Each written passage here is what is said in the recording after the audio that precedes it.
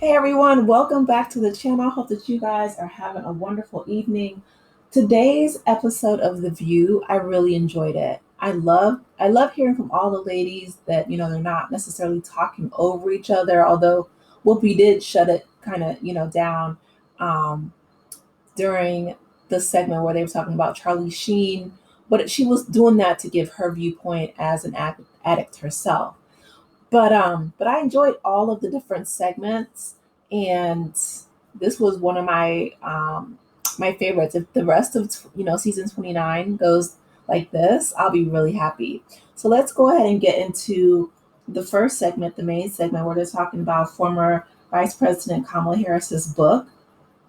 And she wrote that she called former President Biden's decision to run again reckless. She basically said that a lot of people in their camp and their administration that were close to them weren't necessarily backing her.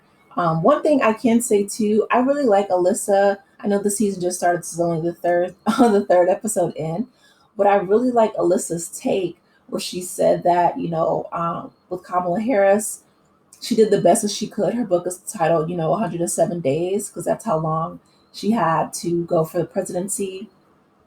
So she said, she raised more than $1 billion. And she really, gave her all in that time. But to be honest, Alyssa felt like, she was set up to fail. And I agree. I don't think that, she had enough time. I feel like Joe Biden was the person to run again if the Democrats wanted to win. Joy made a very poignant statement where she said that she doesn't think that the country, is going to elect a woman. I don't think so either, at least not anytime soon. I feel like, with President Obama, that was, a historic event that he was the first Black president in our nation's history. And then, former Vice President Kamala Harris was our nation's first woman in Black Indian vice president.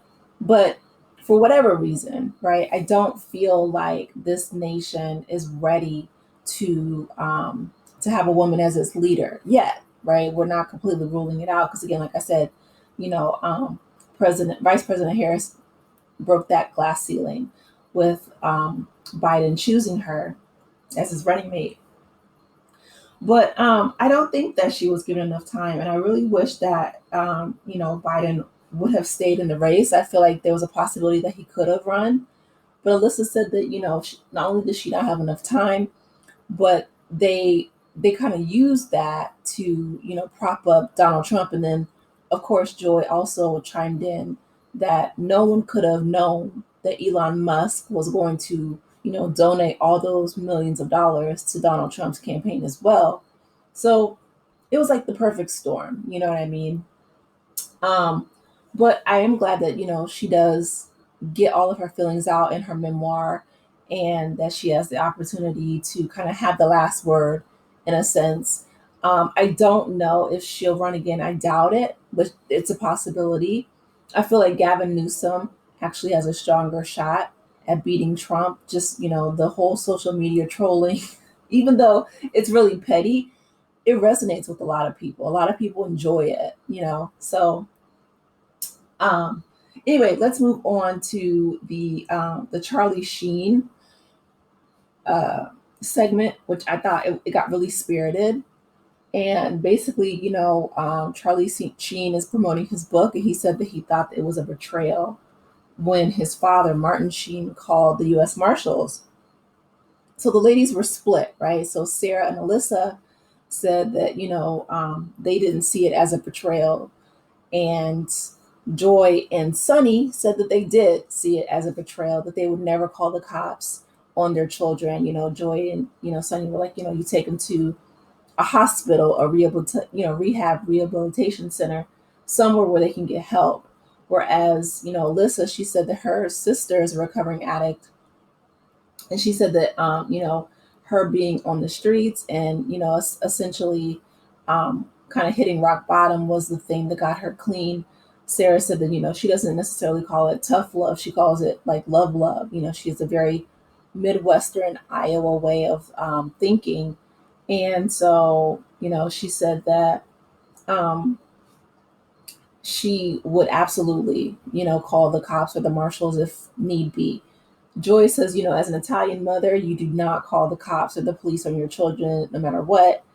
Sunny says, as an Afro Latina, she would not do the same, which is funny because, she was a federal prosecutor, but I'm sure she's probably had enough inside knowledge of the legal system and just how punitive it really can be, that she would not want to involve her children in that. I don't blame her.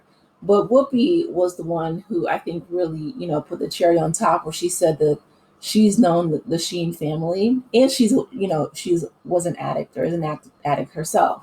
And I only say is because addicts say that you're never fully recovered, you're taking it day by day. But she said that people, you can BS people like nobody's business, and you can promise to get clean all these times, blah blah blah.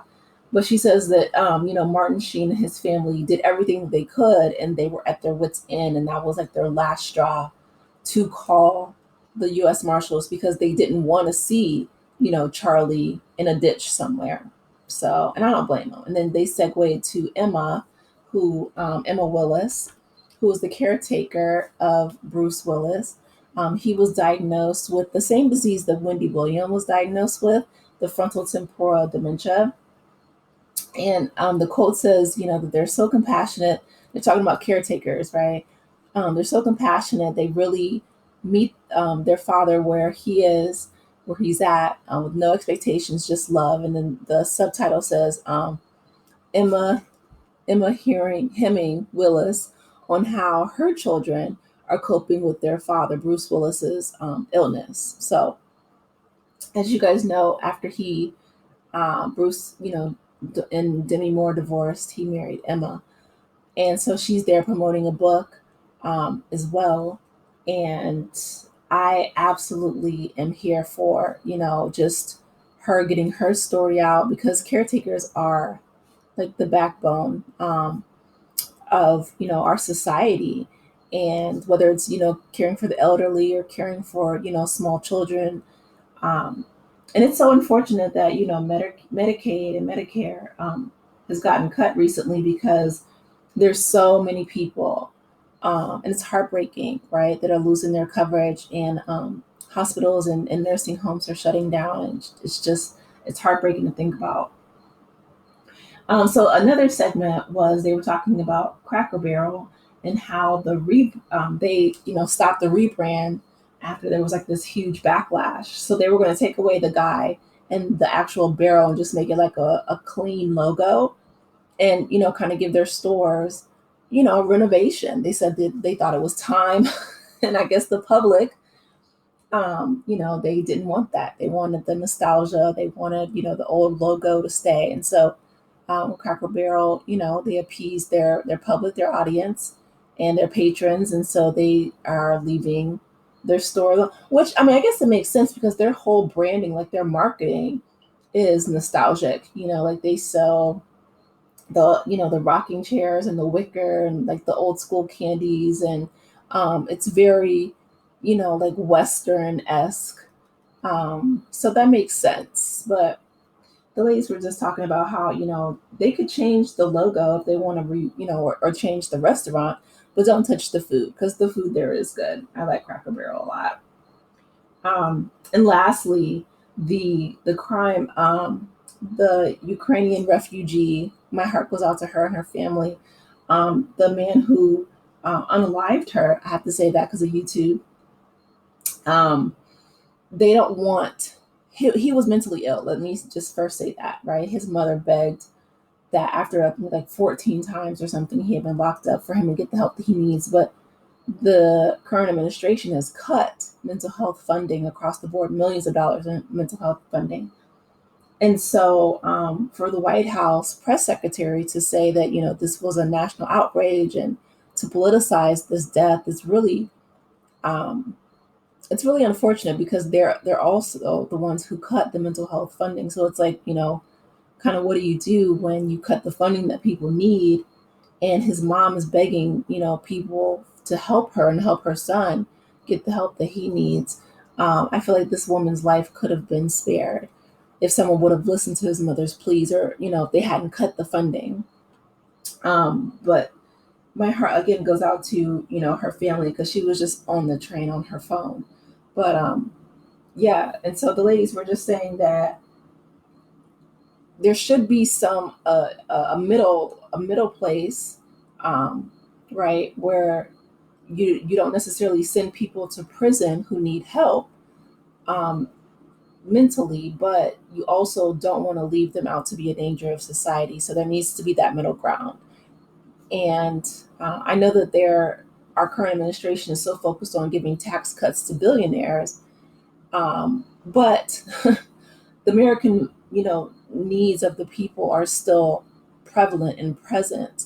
And so there needs to be mental health funding for those who need it. So, like I said, I really enjoyed the show a lot. All the conversations and the segments are really good, and the conversations are really spirited. I think the ladies did a great job. So I want to hear from you guys. Please let me know your thoughts. What was your favorite segment during the show? Please be sure to like the video, subscribe to the channel, and I will talk with you in the next one. Take care, guys. Bye.